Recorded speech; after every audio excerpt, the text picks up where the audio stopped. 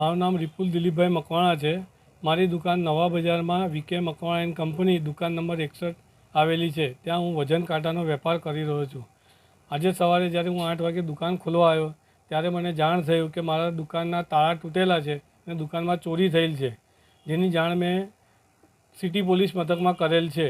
CCTV camera જોતાં મને જાણ થયું કે એક ઇસમ તાળા તોડીને શટર ખોલીને અંદર આવ્યો અને સીસીટીવીમાં કેદ ના થાય તેના માટે એણે છત્રી આડે અંદર આવીને પ્રોટેક્શન કર્યું અને કોઈ જાણ ભેદું હોય એવું લાગી રહ્યું છે, કારણ કે સીધો અંદર આવીને અંદરનો ગલ્લો જ તોડ્યો અને અંદરથી કેશ રકમ 70,000 થી 80,000 ચોરી કરીને લઈ ગયો છે. આની જાણ મેં સિટી પોલીસ સ્ટેશન મથકમાં 8:30-9 વાગે કરી. ત્યાંથી આવ્યા અને અરજી લખી ગયા, પણ હજી સુધી કોઈ એની અનુસંધાનમાં કોઈ પગલાં લીધા નથી. અને એમણે એવું કીધું છે કે દુકાન બી ખોલે નહીં.